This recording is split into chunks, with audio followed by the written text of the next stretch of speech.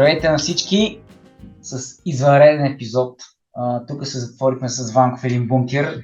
В момента е 2433 година и ние се спасихме от World War Z. Добре, мислех, че ще намесим Третата световна, ама... Да, всъщност тъпи ще ги не искаме да слушаме.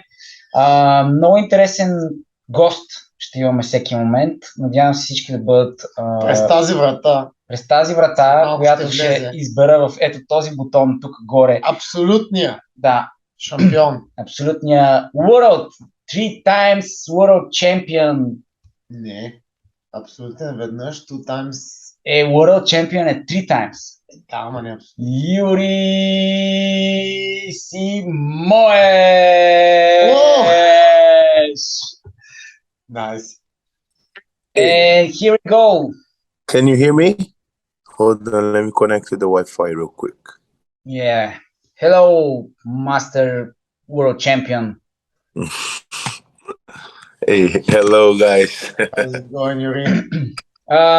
First of all, I hope everyone from this episode and actually from our viewers to know who is Yuri and who are you.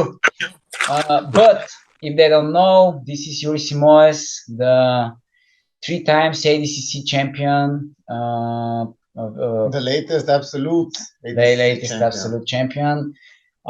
First, Yuri, I really want to thank you about your time, taking your time to share with us some time and some thoughts. My pleasure. Congratulations about your success. To be honest, it was really amazing for us having you this year and then you winning. That's why he won, man. Yes, but you can share what I told you a few weeks before the ADCC, that you're gonna go and smash. Exactly, that's what you said. Yeah. So here we go. We don't wanna waste your time.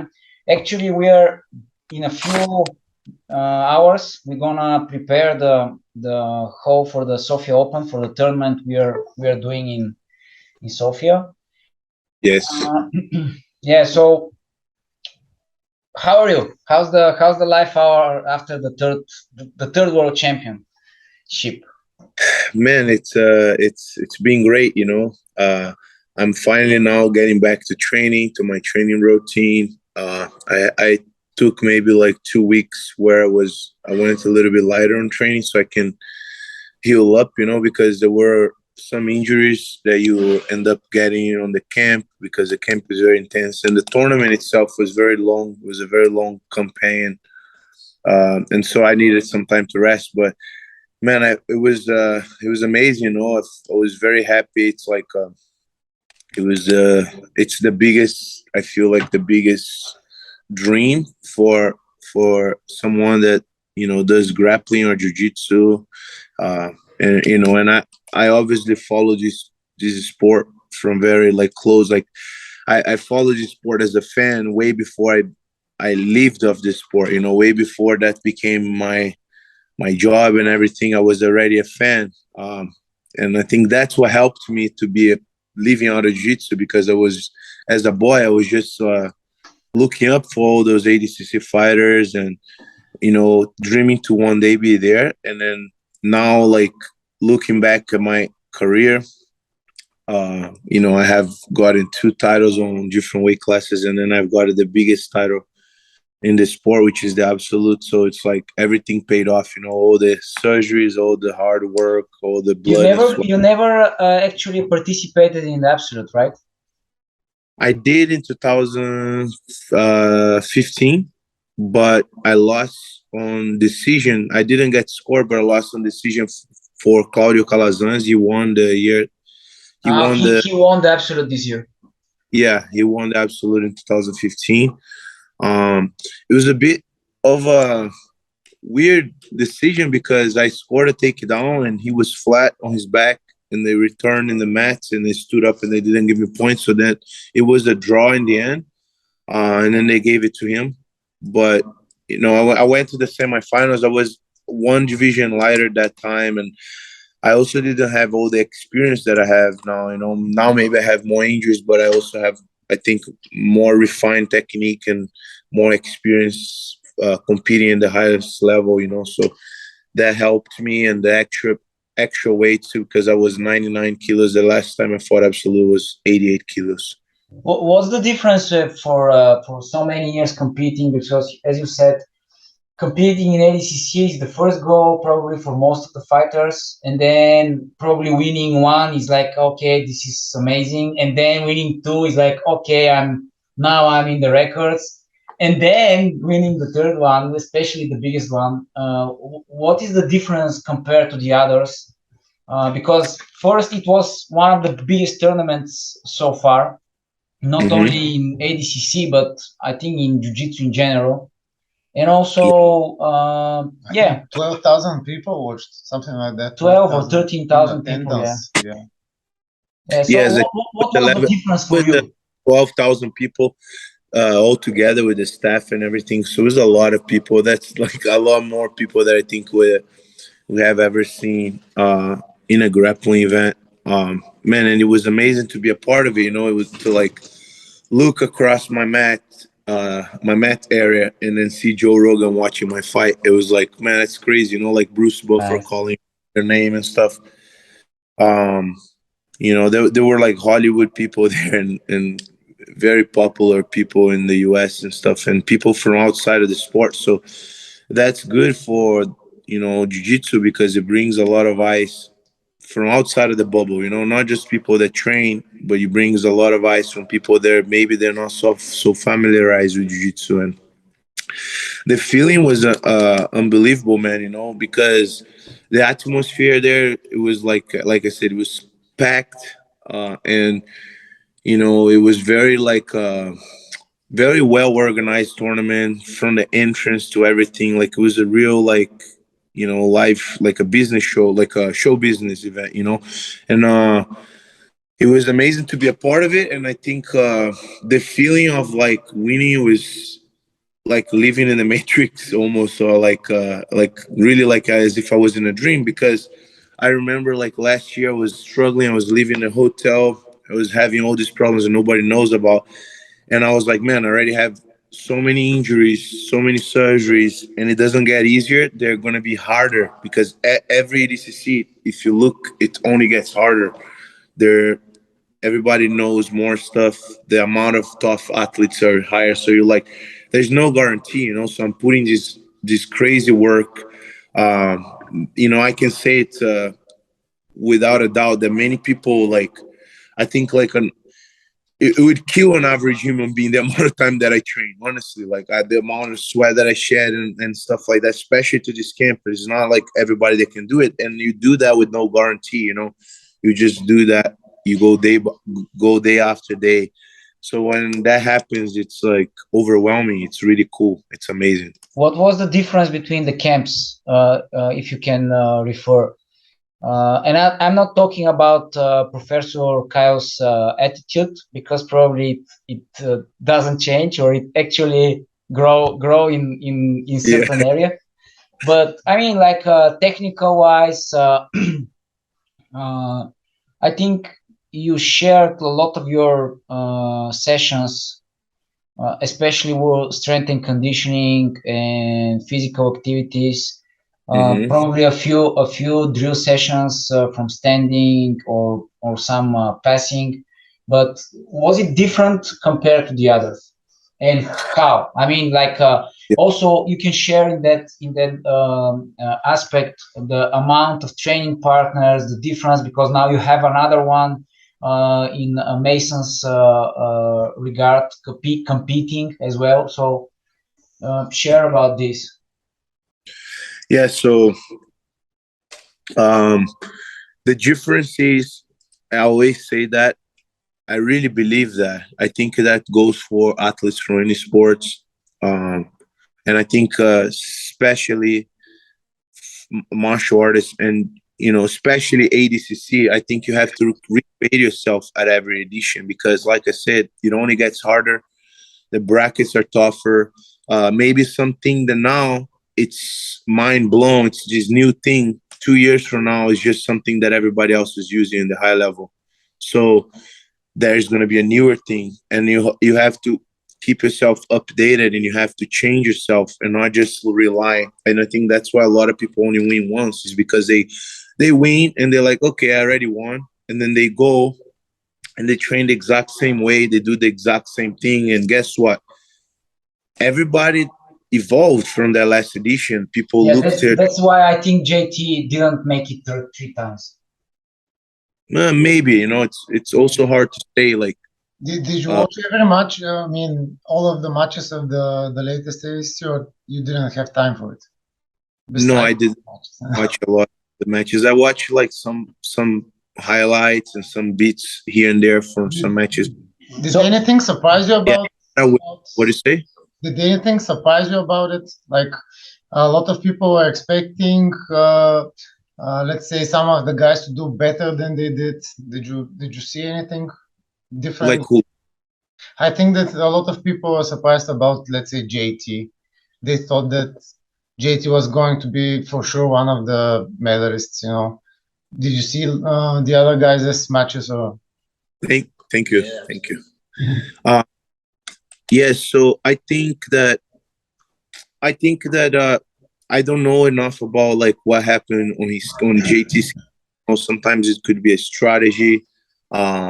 Sometimes it could be like maybe just a mistake that he did on the mats. It would be unfair for me to just say, because I haven't watched the match yet.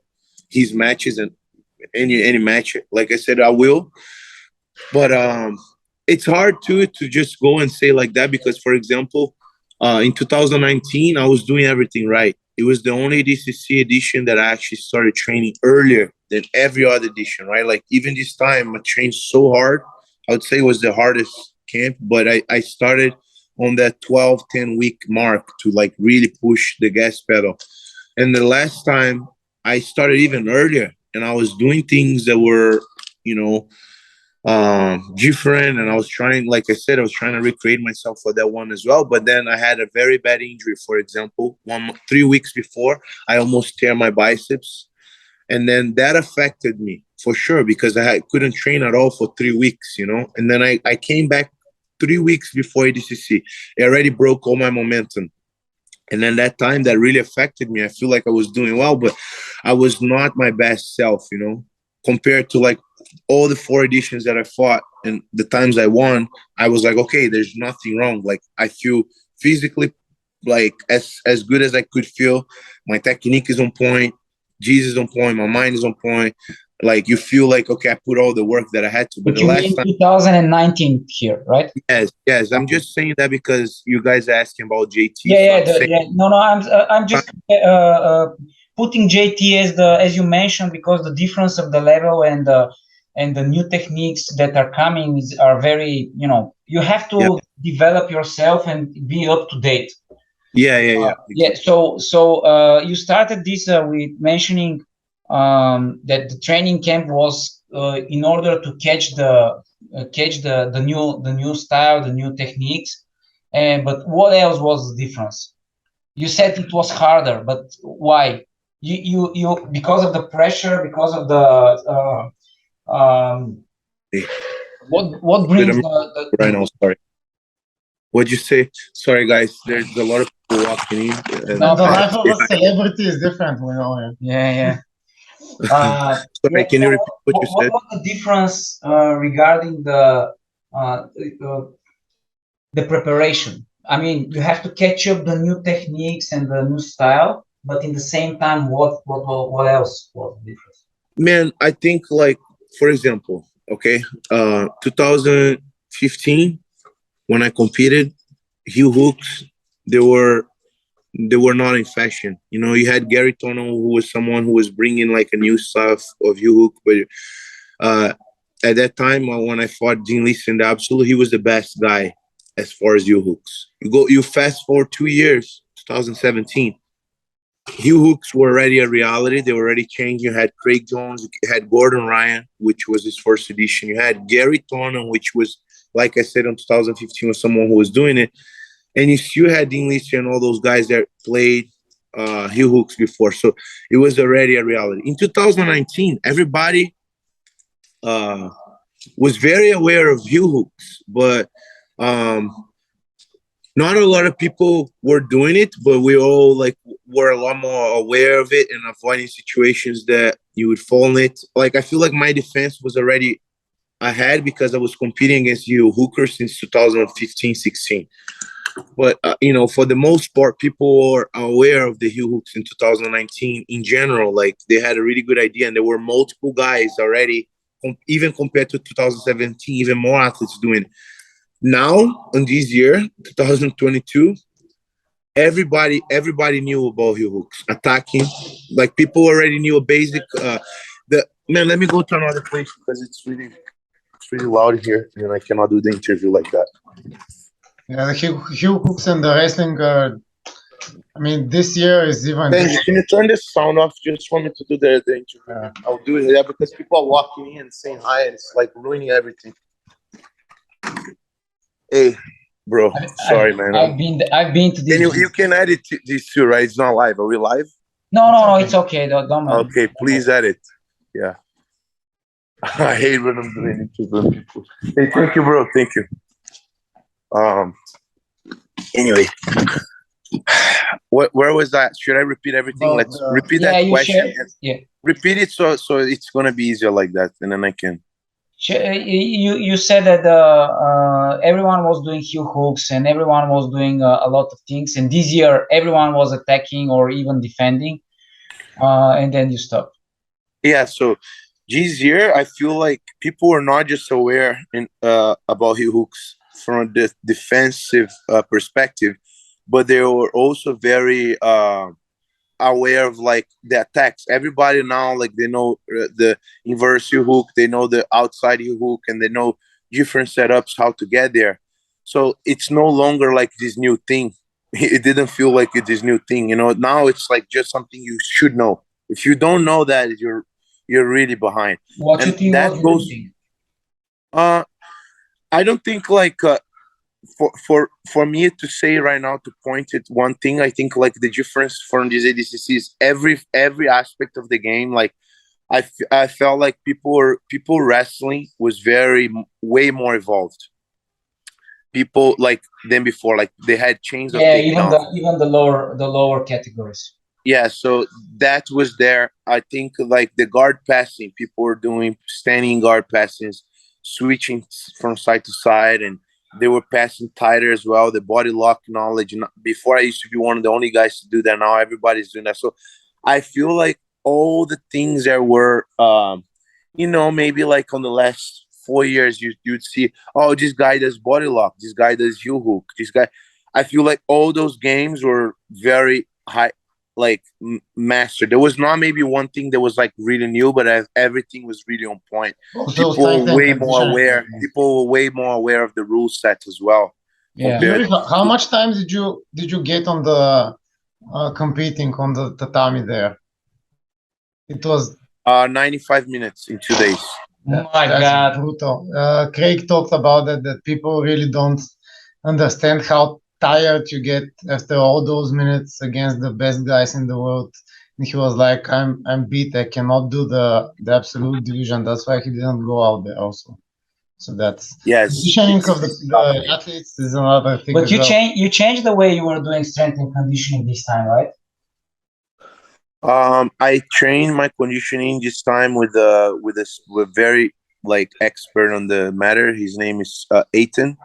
Oh man, I don't know how to say his last name, but his name is Ethan. He's very known here on the Bay Area. He trained Daniel Cormier before for his UFC fight. He was with the wrestling national team in the US for the Olympics. He went. I think he used to work with a judo national team in the US. He was a competitor himself in judo, trained jiu-jitsu here at CTA with us.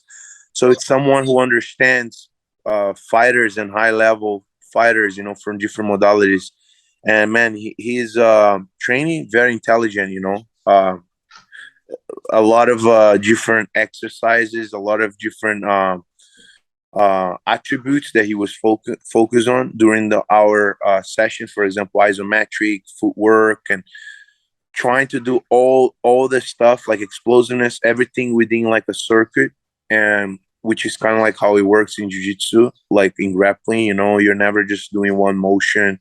You're having a high heart rate, but alternating, you know, in different stimulus, different stuff. So he was trying to replicate that into training, and it was really challenging. But I think like that was also a big piece for me to be able to endure all the matches, you know, because everybody's technical level was really high. So, you know, everything mattered, you know, the mental aspect, the physical aspect, the strategy. It's like, it's really like the Olympics of jiu-jitsu. So, you know, anything that you can sharpen and take it to the next level, it will be. You shared 2 days ago, I think you shared your thoughts about having Professor Caio next to you for all the ADCCs, and what was the difference in his how to say his part of the preparation, his program? Do you consider any difference like before compared to before? And also, was it harder than before? Because I think in 2019 he shared that you were closed at the gym without exiting until you finished the workout he set to. Was it the same this time again? Yes. So I think that Caio's like my knowledge and my experience as a competitor, especially talking about ADCC, specifically about ADCC, I think my knowledge grew a lot. You know, 4 editions, that's 4 camps. That's like a lot of time competing against those guys. And I think Caio's experience as a coach grew as well, because he was there with me every tournament, on every camp. 2019, I spent a lot of time in Brazil too, but for the most part, he was there on my camps. And every time that I'm going for ADCC, he does this thing where like randomly he'll pick like a day, and we'll start during rolling time. We'll start rolling, and he'll make us keep on going for like 40 minutes non-stop, you know, and he'll get people coming fresh. And like when I say people coming fresh, I'm talking very decent level black belts, very good level black belts coming fresh and rotating, and you're like feel like puking. And you know, the camp was in summer here, so it was brutal. You know, I sweat so much. People were sweating a lot because it's summer, but I feel like I swear to God, I've never met anybody that sweat as much as I do. And just to keep myself hydrated through the camp was a challenge, you know, like I had to drink 2 like big gallons of water every day, 1 bottle of electrolytes, 2 small bottles of water. And that just to maintain myself. Like I was sweating like easily, like 6-7 kilos a day of water. Easily. You can ask Caio about that. My. So in some of those trainings, I would leave. Like there was one training session that was the hardest one. I think that was a week before ADCC, and right when training was done, I was like laying down for like 25 minutes. Like I couldn't even have the energy to sit up and to get up. And when I finally like got up, like, and I went to the shower, like I felt like my calves were cramping. Right, I swear. This is a real story. Both of my calves were cramping like really bad on the inside and the outside. And I was like, fuck, I was like far out, you know, that's like, you know, that this was a brutal session for sure. And I go to the shower, and when I go to the shower and I go to wash my chest cramps, and I'm like cramping on my chest, like in pain.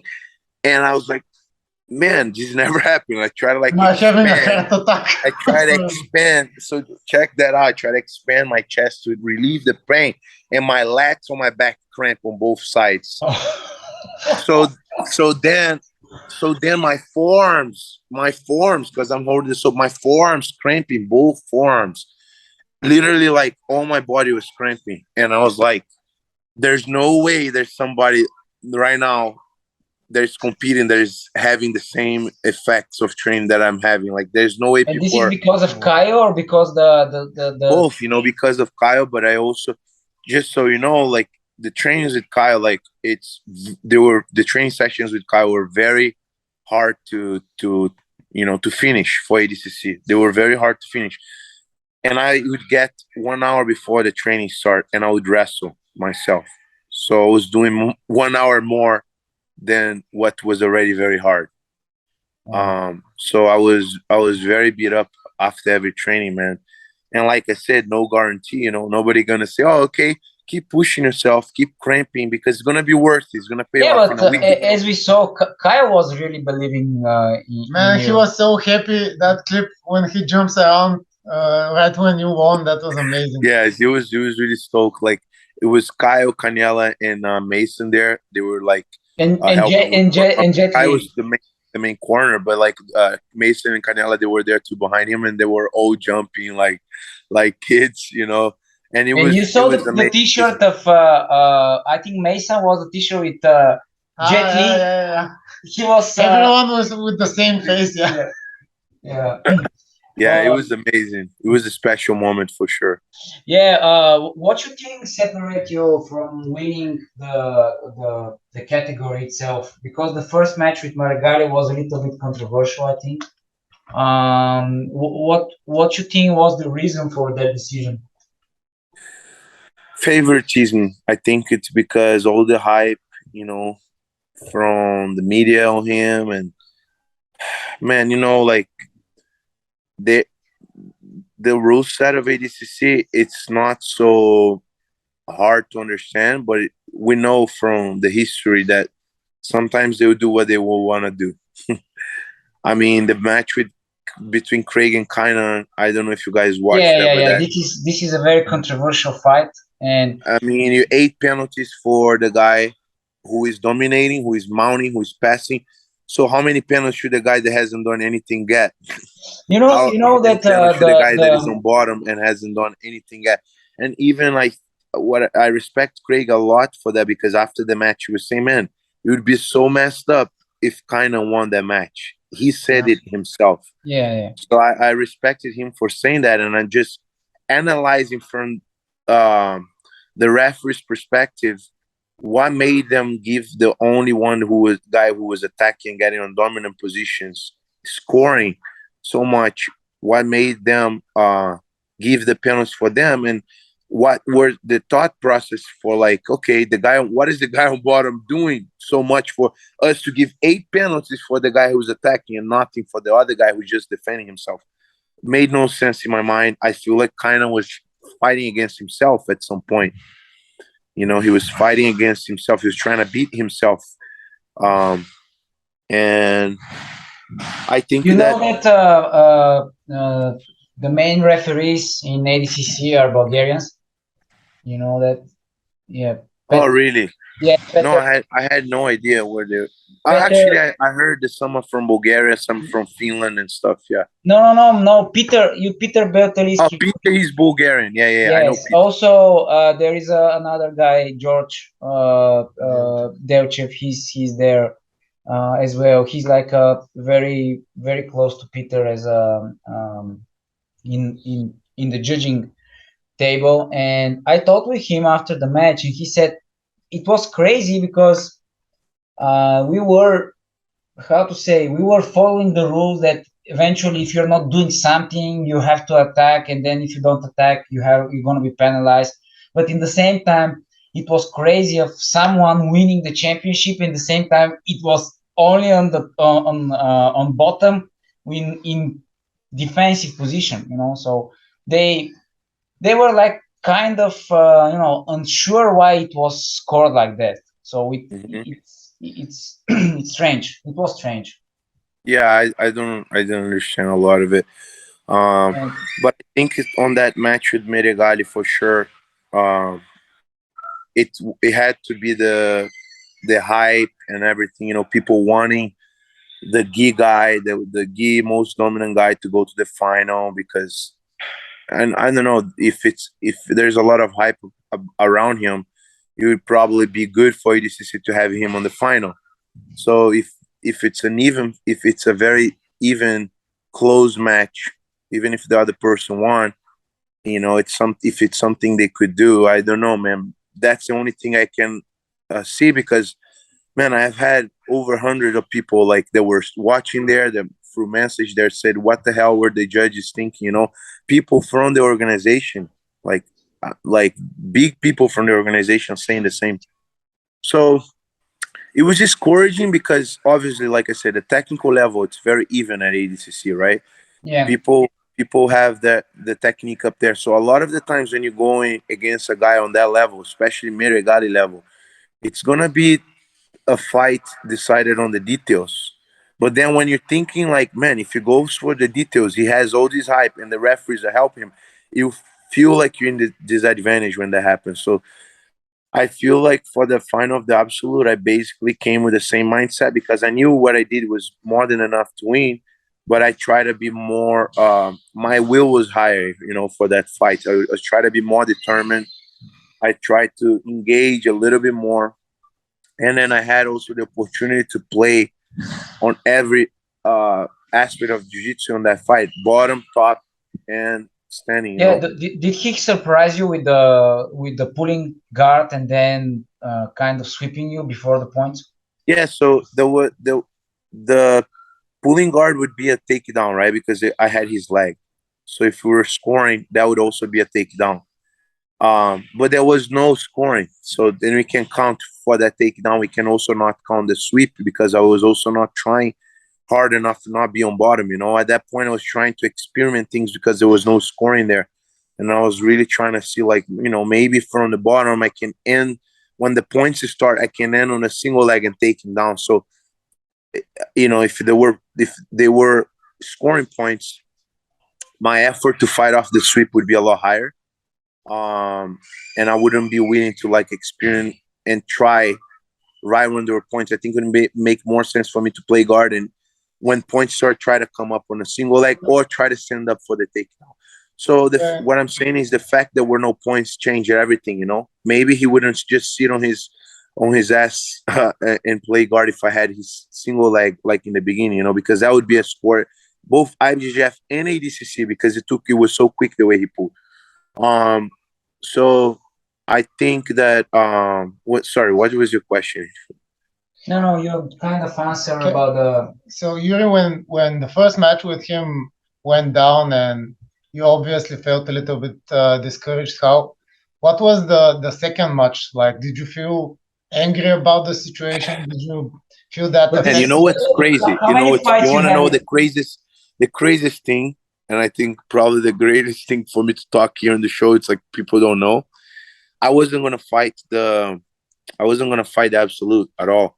I was in the strip in Vegas. I was walking on the strip in Vegas, and people from the event were taking photos and stuff. 3 a.m. the night before the absolute, because I was so decided I was gonna fight. My parents were like, "Yeah, you have to fight. You have to fight." My girlfriend was like, "You have to fight. You have to fight." And Kyle Nick from CTA as well. He was like, they were like, "You have to fight. You know, just give your best and all of that." And I was like, so determined that I wasn't gonna fight. I literally did everything that you're not supposed to do one day before your tournament, let alone one day before the biggest tournament that you're supposed to do. And besides alcohol, I did everything that you're not supposed to do, you know. And because I was so bummed and I was so upset and I put so much work, and I was like, man, there goes my third title, and I'll probably never fight ADCC again. So I was pissed, you know. And then to finish it even worse, 3 a.m. I'm getting to bed. I go to lay down, and my neck is like on fire. It's just like destroyed. And I'm like, yep, I'm going to take a muscle relaxer. So I go and I take a muscle relaxer to make it worse, because that stays 24 hours in your system and you're so relaxed and stuff. And I had to, because it was just so much pain. So the next day I wake up and I'm like, you know, I'm in Vegas. I worked my ass off for 12 weeks. I might as well just go day drinking with my girlfriend, you know, and then fuck it off. Sorry, my ex. And I was like, I'm just pissed. And then Kyle calls me and I'm like getting a massage because my body's beat up. And then Kyle's like, I'm going to sign you up for absolute. This is like 3.5 hours before. And I'm like, man, I don't know if I should do it, man. I was like, man, I kind of had it with these guys, you know, like I was like pissed with the result. And then I went there and and you see what happened. I won the whole thing. It was crazy. Yeah, Man, that's an amazing story. We have to cut that part and remember it forever. You know? Yeah, it was very very interesting. But it was how many matches you have with Marigali before ADCC? 3? Or Marigali, I never fought him before. no gi or nogi? Nogi, he never attacked Nogi, so It was my first time fighting him. No, he fought who he fought? I think he fought in the gi. I think in Brazilian Nationals. He fought. I think he Honorio? first. Victor Honorio? No. He fought someone from CTA, but I'm not sure who was. I don't know. Oh, I think maybe he fought Hudson. Hudson. Yeah. I don't know how it went, but I think it was a DQ. I think DQ. Hudson did something stupid, unfortunately. Oh, okay. Like kind of some penalty or some DQ move. Yeah, I think they actually fought a couple of times. Yeah, they have won any match against Marigali. Yeah. But man, Marigali is tough. You know, it's like he's a very tough opponent. It's hard to fight. So people because people are how to say, some of them were accusing you didn't do so many submissions or win with like a powerful way. In my opinion, in that level, to win every match in a such way is hard. Also, it's your fourth ADCC, so it's kind of I'm completely sure it's very tiring and it takes. Yeah, and like you look at the final. You look at the final match against from Gordon against Buchecha 2019. How many points were there? It was the same score. It was the same score as my match with Marigali. You look at the semifinals between Cade and Marigali. How many points were there? 0. Yeah, that's exactly what I was saying. That so people are petty, and people are always gonna pick the hyped up guys. I don't let that get to my head. I know the people that really understand the sport, they actually train and understand. That's another thing too. Is now there's a lot of people that are not training that are getting into it. You know, they sit with the can of Coke and they're eating the cheeseburger behind the keyboard. They are coming. It's because of Bruce Buffer. It's because it's great. It's great because people want to feel a part of it, and that brings people to the sport. So there is that side of it. But at the same time, it's really bad because that person doesn't understand what it takes to be in an event like that. They wouldn't last 30 minutes of training for the camp. They wouldn't last 30 minutes before their body broke or something broke. And or they gave up, and they went back. I think your success was something really great because of everything you achieved, and in the same time, after 2 years, it's 3 titles. There is no one knows what is gonna happen. Also, you have plenty of time to train, learn, achieve even bigger things. Also, but the super fight with Gordon is gonna be your 5th match with him, right? Yes. How you think it's gonna be for you, especially that you lost the first 4? Mentally, you have fought him in no-gi worlds, I think, and some super fights. Yeah. I think what's the difference? I mean, I'm not trying to point anything like bring a rivalry or something. I'm just saying, what were your thoughts after you first played with Gordon, and then you're saying no one can say he's not good. I mean, especially with the certain events. But what you think is gonna be your motivation after 2 years? Besides, you're gonna write history with him and participate for your 4th title against him. Just share your thoughts about this match. I think that Gordon right now, he's meant to be beaten. He's the guy to be beaten, and I think that I am the most equipped guy, the guy with the most titles and most accomplishments on the same world that he competes, which is Nogi, to beat him. I think that I never fought with Gordon on the ADCC rule set. I think that every time that I fought Gordon, I was never on ADCC shape when I fought him. And I think that I learned a lot from my fights with him. And there were, if you analyze my fights with him, I got tapped to my first fight, second fight as well. Third fight was by points, and I got in very good positions, got closer to get his guard passed, got in good positions on top of him. And he beat me on points. This last fight, I truly believe I beat him. And I should have beaten him by one advantage, and it would have been my third absolute world title in Nogi. I would break my own record because I'm two-time absolute champion in Nogi. I would beat 3 times, and I think they made a mistake. They gave him an advantage that didn't exist, and they didn't give him an advantage that existed. And I think that goes to show that I was getting better on each match against him. And on that last match in particular, I feel like I found the rhythm that I have to fight against him. Do you think that preparing for one match is going to be easier compared to the weight categories that you did before? Because super fights, it's like, okay, it's hard. Of course, it's hard, but it's one match. It's not going to be 90 minutes completely. It's not 95 minutes. I think this is the hardest. I think this is the hardest challenge of my life. You think so? Yeah, and yeah, for sure. I hear you. Like competing in the absolute and stuff is like a marathon. You have to fight so much; it's exhausting. And in a way, it's way harder because you don't know who you're fighting, but they also know who they're fighting against. So it's kind of like even out in that way. But G's way, yes, I know who I'm fighting. I can prepare around him. So does he know who he's fighting against, and he's preparing. And I think from the results that he's been showing, his dominance, he's the guy to be beaten. And like honestly, I couldn't ask for a better challenge. And I think that myself, man, I love to be in a challenge.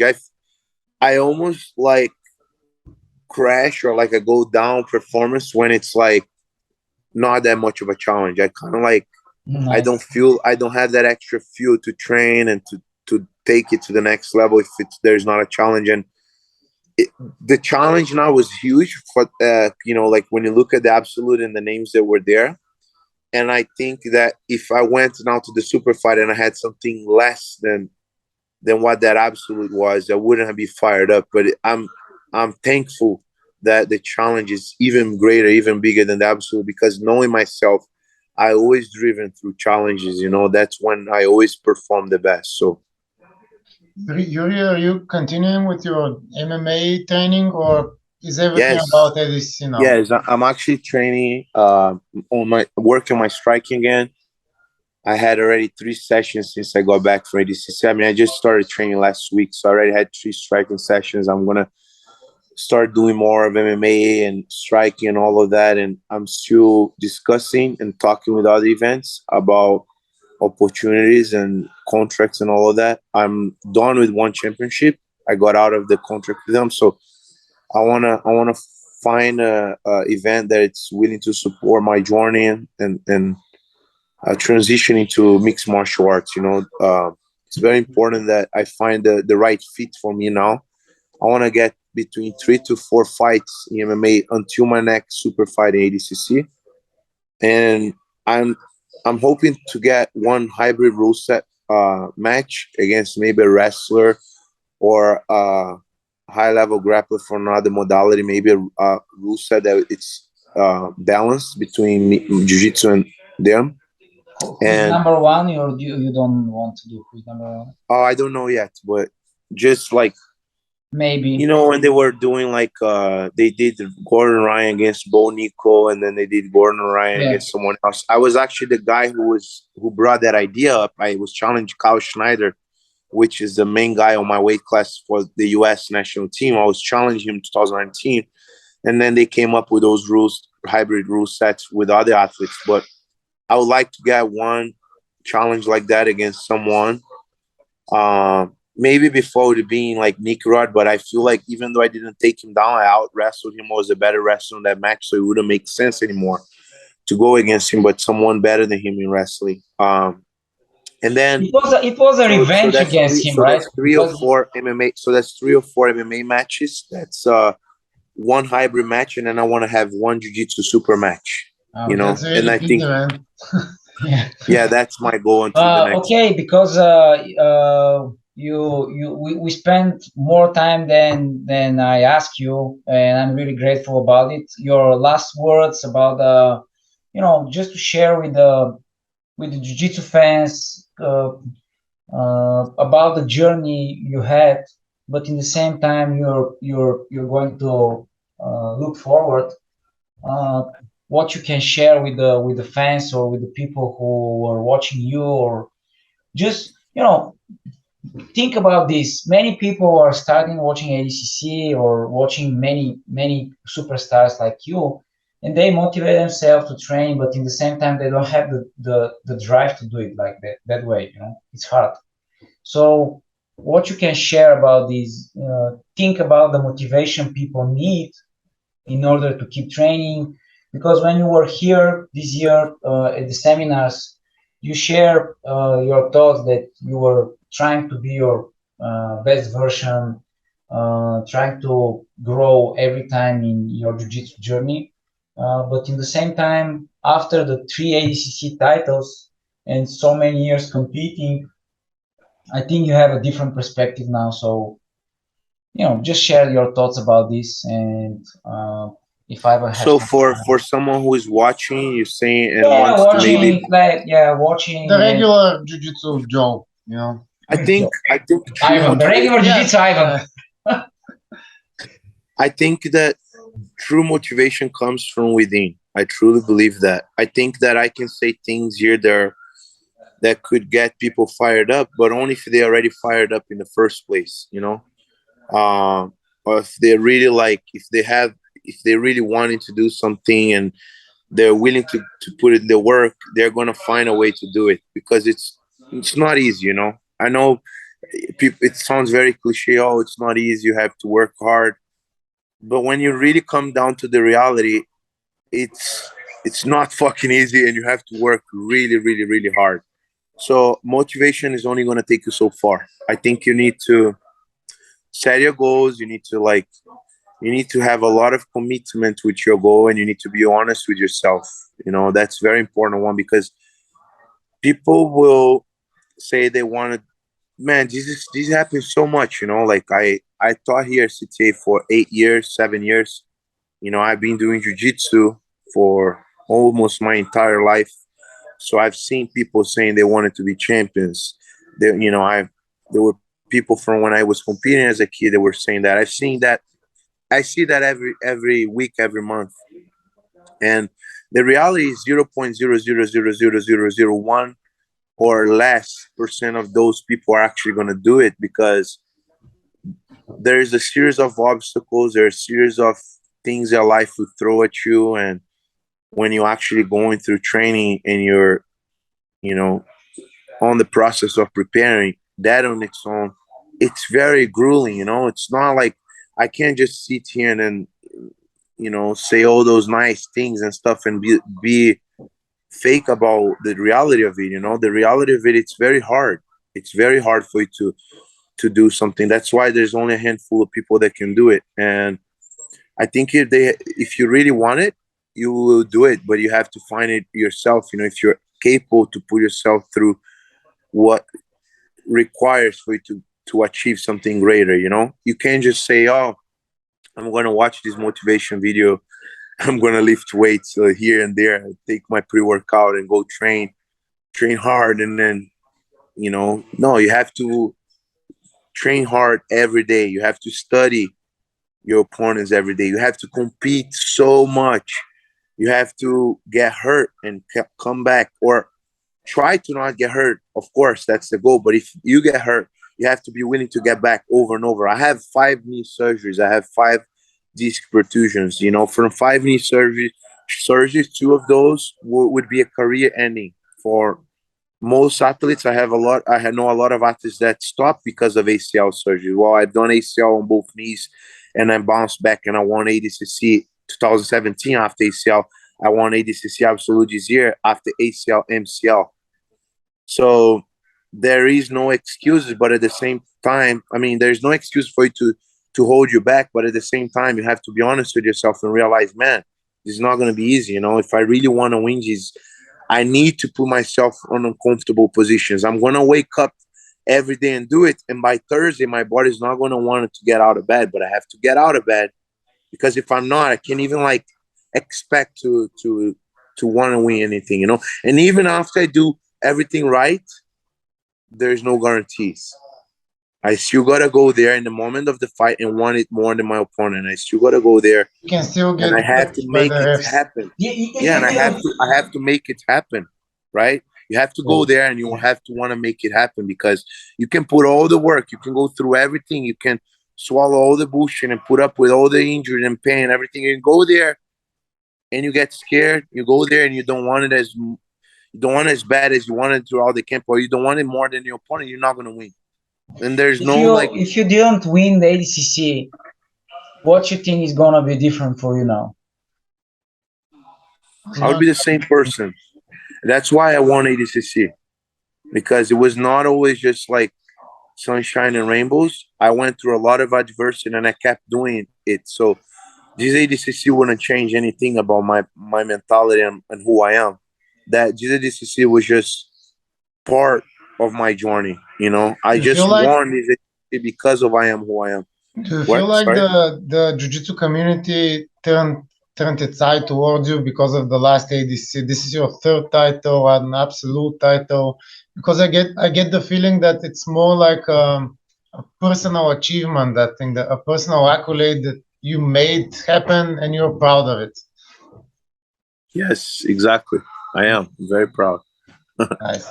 You deserve this, Yuri. You are one of a very special human beings. Yeah, and hardworking people I know, and also Kyle shared so many stories about you and how you actually fight for it. So once again, congratulations about your. Thank you. It was great watching you. I to be honest, I was grateful ADCC is only 2-3 days, because I was killing myself of sleeping 2 hours and then doing all the stuff, because it was really bad for you, man. I don't know how you did it. Yeah, it was very hard for me watching you. So please next time, and especially that I was watching until 4 a.m. The last day, Sunday, and then I fall asleep and I wake up at 7 a.m. and then it was still continuing. So I was watching you live again. You know, it was crazy. Thanks again for the time, Yuri. Oh, by the way, before you finish, can you save me some bonita for the next time that I go to? Yeah, for sure. Man, I'm gonna make my own. So for the absolute. Okay. He can share the.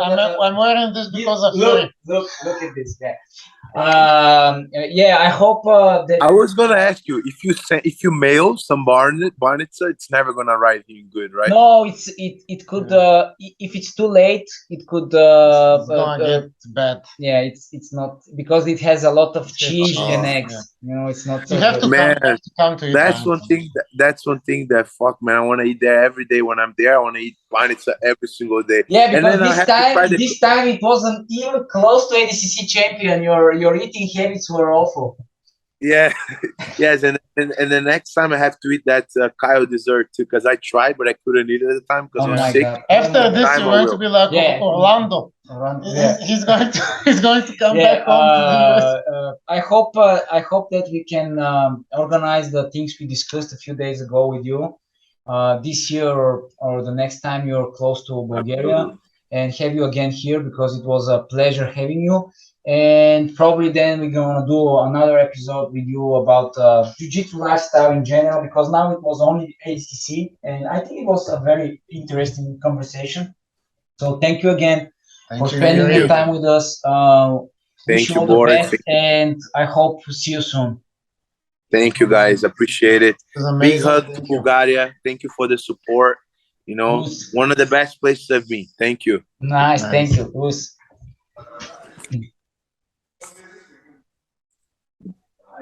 All good? Yeah. Thanks, man. You can close out, and we're gonna say. Okay, guys. See you, Yuri. Boys. Bye. Thank you. Anything, just let me know. Take care, guys. Bye, guys. Bye.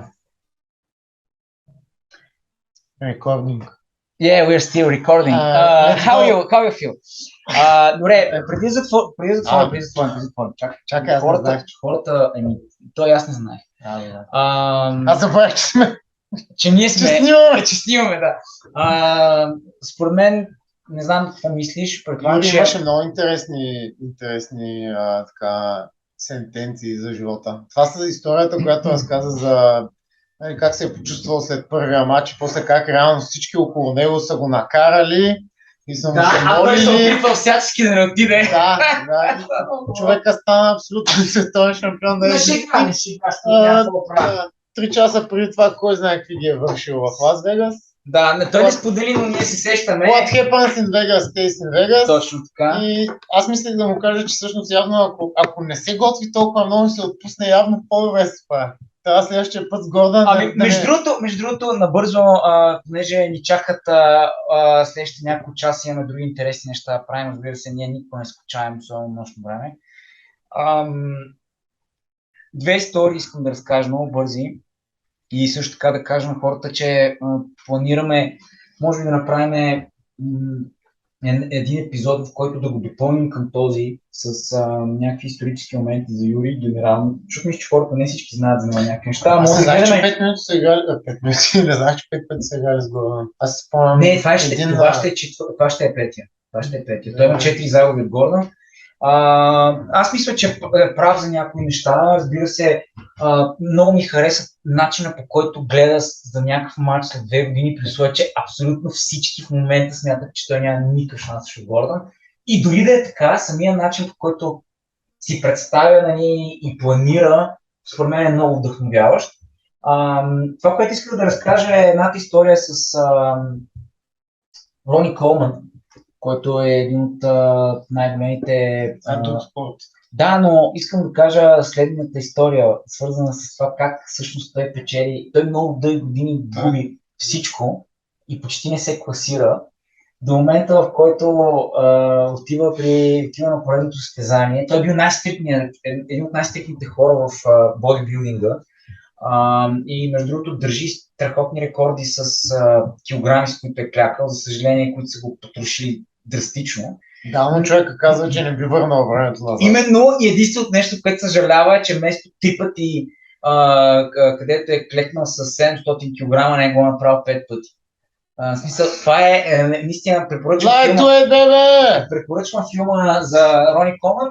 Също време е тъжен и доста вдъхновяващ, но там имаше една много смешна история. Как години наред той е най-стрикният. Мери си ориза, грамажите, не хапва сол, прави всичко, което трябва да направи един културист, перфектната си форма за състезание и никога не влиза в топ 3. Никога не е награждаван. И след години вече, в които продължава да му се случва това цялото нещо, отива на едно състезание. Не съм много сигурен дали Джей Кътвърд разправяше тази история. Ти може да не ги знаеш тия хора. Ти от сега съм много цепен да ги знам. Извинявай. Така, но някой от тези от неговото поколение разправяше как Рони отишъл и го попитал една вечер преди състезанието, почукал на вратата в хотела и му казал, аз не знам какво правя, вече толкова се готвя и така нататък и въпреки това не успявам да стигна въобще до медал. Тук не става просто за спечелване на Мистер Олимпия, говорим за някакъв средностатистически турнир. Дори по-нисък от София Open, ако не разбираш какво искам да кажа. Не. Да. И той вика, ние отворихме мини-бара. И ти изпихме 5 водки. Патрончета. Той вика си изпи някакво водче си. Така вика си му стана хубаво на душата и на следващия ден ни разцепи. Защото той се е подул. Той стана от водката, стана 10 пъти по-як и така нататък. Това е едната история, а другата история е, че всъщност друг човек, който някога му се е случвало подобно нещо, т.е. той отива парти... Не Бернард Фред. Парти и то не е ADCC, Крейг Кейк Джонс, когато го бяха поканени да играе на абсолютната категория преди няколко години, той беше отишъл да пие бири и са да се обадили, Вярвам, че имаше да се връща и той примерно кой би, не си спомням кой би, обаче би някой много сериозен. Примерно това е един от тия камбекс, дето Крейг направи и всъщност той обясняваше, че така в нищото са го повикали, нали, да се състезава. Така че всъщност явно наистина човек в някакъв момент, колкото и да е хард към себе си, като вкара някакво допълнително нали, малко пусне или тялото му по някакъв начин се зареди, след това се връща доста... Затова по принцип има неща като спортни психолози, което първо, нали, за България не знам някой ползвали. Ползват гимнастиците. Само спортовете, да, които са напред, така да се каже, но дори в джуджитото, това, което и той каза, е забелязал, от тази, може и миналото ADCC, обаче от тази година се личи, че всички атлети се държат към себе си, като атлети и към кемповете. А дълги години strength and conditioning коучове обвиняваха спорта, че буквално хората са мързеливи там. Хората са... Ти му казваш, само ако правиш едно нещо, това нещо, ще бъдеш по-добър. Той казва, това е много различно, джуджитото е много комплексно, ясно, че е, но все пак има професионалисти в тия зони, които могат да помогнат с нещо. В случая с Сони Колма не е точно така. С пияниците може да помогнат на тях. Да, гледа, той си имал някаква цел, 8 пъти мистер Олимпия и този световен рекорд, мисля, че е показателен за какъв вид шампион е. И не случайно Юри го каза, 0,00 период 1 са хората, които достигат такова ниво и ти не мога да ги разбереш. Рони Коман и примерно Кристиано Роналдо, те нямат много разлика в психопатското поведение. Или Майкъл Джордан. Това, че много хора сега като почнат да ги гледат тия хора, той не се опитва, той не иска, ама ти не знаеш какъв му е един ден от кемпа на този човек, ти ще умреш, там ще първи глобалец. Така че надявам се хората са мотивирани да се накефат от епизода. Юри отдели 1 час, макар че ме помоли да е само половин. Да, беше много яко от него стана. Мисля да направим още някаква епизода, не само с него. Говорим съвсем скоро да дойде отново в България, така че този път ще го поканим на живо. Да направим в истинското студио, не в бункера. Даже ще звъни там отвънка бомбата. Да. И така, благодаря всички за отделеното време. Надявам се, че епизодът ви е бил полезен. Това е едно с Меси да направим подкаст, нали? Да, ама като спечели третата си топка. Да, има разлика. Трета топка, не са. Това е 0,00 период. Не, яко е, че такъв човек ти отделя 1 час от живота си, смисъл, както и да го погледнеш, според мен това е супер мотивиращо. Така че надявам се всички да бъдат да са доволни или поне толкова поне малко колкото ние бяхме. Да. Пишете ни, споделяйте епизода и до скоро виждане.